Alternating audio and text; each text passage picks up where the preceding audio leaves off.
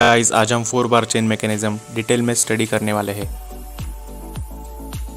जैसा कि आपको पता है कि हर एक मैकेनिज्म में एक लिंक फिक्स पोजीशन में होती है, इसीलिए हमें एक डिजायर्ड आउटपुट मोशन मिल पाता है।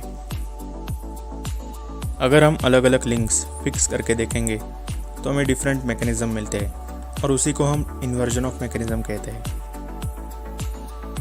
4 बार मैकेनिज्म के टोटल 3 इन्वर्जन है: crank rocker mechanism, double crank mechanism और डबल रॉकर मैकेनिज्म। पर गाइस बहुत बार कन्फ्यूजन होता है कि कौन सी लिंक फिक्स करने पर हमें कौन सा मैकेनिज्म मिलेगा।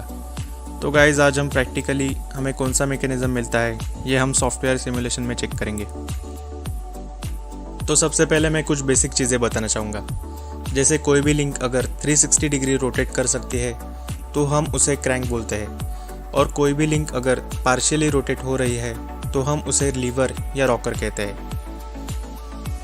और जो लिंक इनपुट और आउटपुट लिंक को कनेक्ट करती है उसे हम कपलर कहते हैं। 4 बार चेन मैकेनिज्म में अगर हमें कंटिन्यूअस रिलेटिव मोशन चाहिए तो ग्राशॉफ्स लॉ सेटिस्फाई होना ज़रूरी है। ग्राशॉफ्स लॉ कहता है कि length of shortest link and largest link की एडिशन रिमेनिंग 2 लिंक्स की एडिशन से एक तो कम होनी चाहिए, नहीं तो इसमें पॉसिबल है। तो यहाँ पे length of shortest link 200 mm है और लॉन्गेस्ट लिंक 600 mm, तो इनकी एडिशन रिमेनिंग 2 लिंक्स की एडिशन से कम है, एडजेसेंट टू शॉर्टेस्ट लिंक है। तो हम देख सकते हैं कि जब हम इनपुट मोशन देंगे तो लिंक नंबर 2 360 डिग्री रोटेट हो रही है और लिंक नंबर 4 सिर्फ ऑसिलेट हो पा रही है। मेन्स एक क्रैंक और एक रॉकर है, तो यहाँ पे हम क्रैंक रॉकर मैकेनिज्म देख सकते हैं।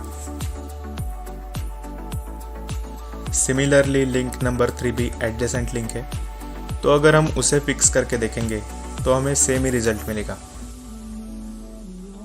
तो ये क्लियर है कि जब हम adjacent to shortest link fix करेंगे तो हमें क्रैंक रॉकर मैकेनिज्म ही मिलने वाला है।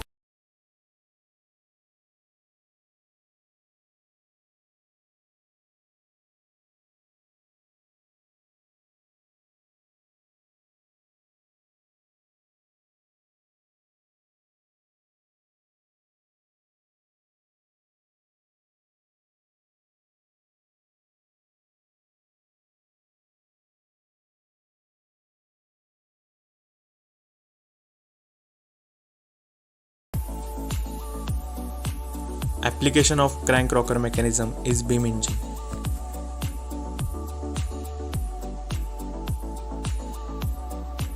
सेकंड कंडीशन में हम शॉर्टेस्ट लिंक को फिक्स करेंगे। तो यहाँ पे 2 लिंक्स कंप्लीटली रोटेट हो पा रही है, तो यहाँ 2 क्रैंक्स है। सो फ्रेंड्स, जब भी हम शॉर्टेस्ट लिंक को फिक्स करेंगे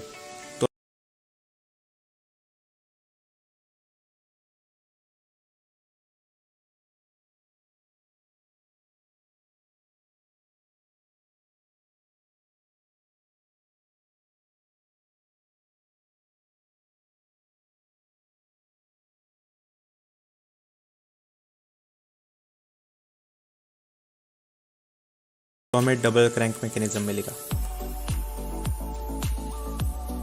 अभी हम लिंक नंबर 4 को फिक्स करेंगे, जो कि शॉर्टेस्ट लिंक के अपोजिट वाली लिंक है। तो फ्रेंड्स, यहाँ पर दोनों भी लिंक्स ऑसिलेट हो रही है, मतलब हमें 2 रॉकर मिलेंगे। So opposite to shortest link fix करने पर हमें डबल रॉकर मैकेनिज्म मिलेगा। Example of double rocker mechanism is Watt's indicator mechanism.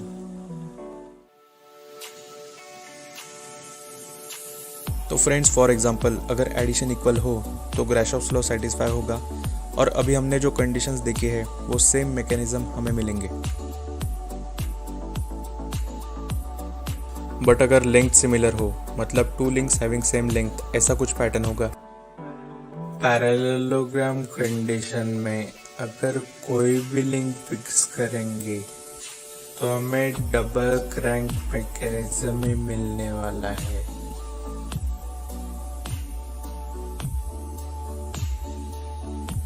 और इसका बेस्ट एग्जांपल है coupling rod of locomotive.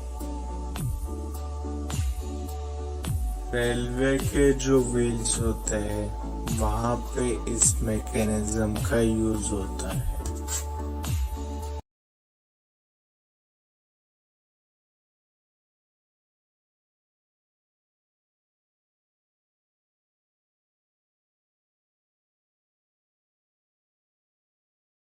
Deltoid condition में जब हम लॉन्गेस्ट लिंक फिक्स करते हैं तो हमें क्रैंक रॉकर मैकेनिज्म मिलता है, और जब हम शॉर्टेस्ट लिंक फिक्स करते हैं तो हमें डबल क्रैंक मैकेनिज्म मिलता है।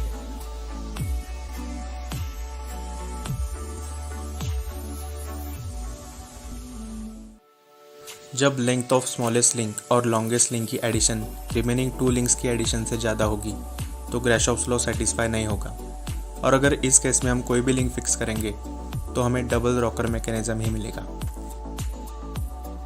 तो अब सारी कंडीशंस समराइज।